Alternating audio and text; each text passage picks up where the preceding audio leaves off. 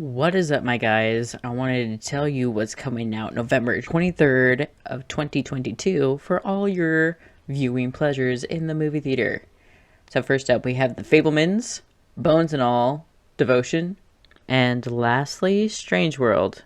Alright, so first up is The Fablemans. Let's get into it. First impressions are obviously Steven Spielberg is going to be amazing. Michelle Williams is always good. But I'm getting Super 8 vibes mixed with Big Fish. The description of this: growing up in post-World War II era Arizona, young Sammy Fableman aspires to become a filmmaker as he reaches adolescence, but soon discovers a shattering family secret and explores how the power of films can help him see the truth. Did you get those vibes from that trailer? I didn't. I was kind of all over the place, honestly, but it still looks good. Like I said, what's wrong with the Super 8 and Big Fish collab? Nothing is what I have to say. All in all, looks pretty good. IMDb rating is at 8.3 out of 10. The cast is good. The directing's gonna be good. The writing's gonna be good. All we could really hope for is that it's good. 95% on Rotten Tomatoes seems pretty good to me, with 86% liking this movie of Google users. But who are these Google users and how did they write these reviews? I need to know. Next up is Bones and All. Description says, love blossoms between a young woman on the margins of society and a disenfranchised drifter as they embark on a 3,000-mile odyssey through the back roads of America. However, despite their best efforts, all roads lead back to their terrifying past and a final stand that will determine whether their love can survive their differences. It has a 7.1 out of 10 on IMDb, 88% on Rotten Tomatoes, has Timothy Chalamet and Taylor Russell. The director of this movie is Luca Guadagnino. If you've ever seen Call Me By Your Name, he also did that, and Suspiria, so I feel like this movie's going to be a little bit on the artsy-fartsy side, but we love that here on this channel. It's interesting that this movie's coming out during Thanksgiving because it's mainly about murder, and this couple seems to be on a murder spree, and you know what? I feel the same way when family comes into town, so maybe it is actually fitting. Nothing gets me more in the mood than mashed potatoes, Thanksgiving, and a little bit of blood. Am I right, or am I right? Third up, we have Devotion. Elite fighter pilots Jesse Brown and Tom Hudner become the U.S. Navy's most celebrated wingmen during the Korean War. And you know who's in this? Is Glenn Powell. And if you watch the new Tom Cruise Maverick movie, Top Gun, everyone saw it. Who didn't see it? If you haven't seen it, I don't know what's wrong with you. Obviously one of the biggest movies of the year, and it will still continue to live on. You know, it's one of those things where nowadays they're doing this franchise thing where there's like, let's just bring back all of the original cast of things. Scream did it. Jurassic Park did it. There's some other things that did it, you know, but the thing is that sometimes it doesn't always go over well. Top Gun, however, was very good and did not stink up a storm. It actually did the opposite, and it made the storm go away, and everyone started crying happy tears. Anyways, the other main guy in this movie is Jonathan Majors. Director is J.D. Dillard. He hasn't really done a whole bunch. He's only done like 2 or 3 movies. He's done a lot of shows.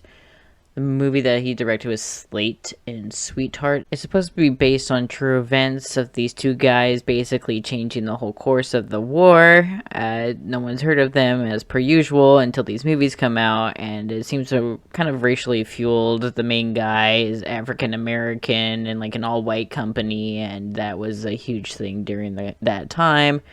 And that seems to kind of be like one of the main leading focuses of this movie as well. This movie has 85% on Rotten Tomatoes, 6.4 out of 10 on IMDb. And for you Google users out there, I don't know who you are, but I'm watching you. 88% liked it. So it sounds pretty good.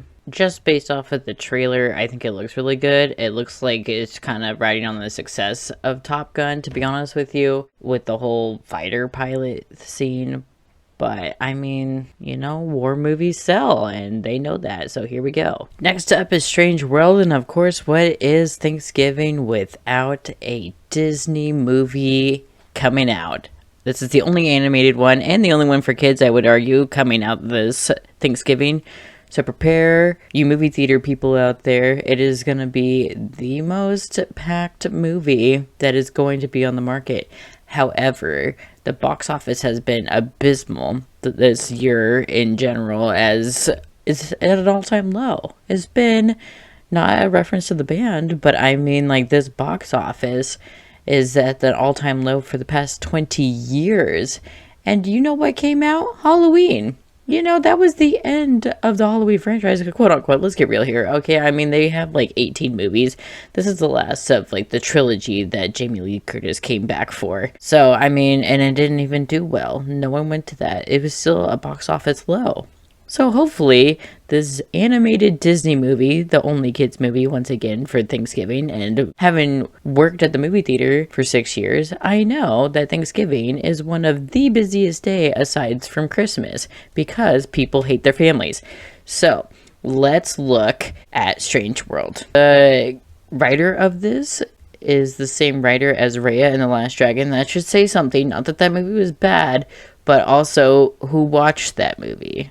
Okay, just saying. It says the legendary Clads are a family of explorers whose differences threaten to topple their latest and most crucial mission. It looks fun, looks like a typical Disney movie, you know, going on an adventure. Looks done before. The main person is Jake Gyllenhaal as the voice actor. There's a slew of really good people in it. We'll see what happens. The poster is very thrilling. You know what? That little jelly thing on there is like a mix of Flubber to me and Osmosis Jones. Bring that movie back. Bring those good movies back. Flubber was one of the best movies. Let's get real here. It's an underrated movie. No one talks about Flubber, but we all love Flubber in our hearts. We all have the Flubber heart. This movie doesn't have any sort of rating, and that's only because it hasn't been released at all, because Disney is very picky with when they release their movies and how it's distributed. All the other movies that I've mentioned so far have already come out a little bit, like 1 or 2 weeks, but only in select theaters, and then the wide release is coming out this week on the 23rd. So just be aware that's why there's no ratings. It does not mean anything about the movie whatsoever. Good luck out there, you parents. I wish you the best. Well, that wraps up our movies for this week. Tune in next Monday to find out what comes out that Friday. Happy Thanksgiving, y'all. Eat well. Sleep well. Peace out.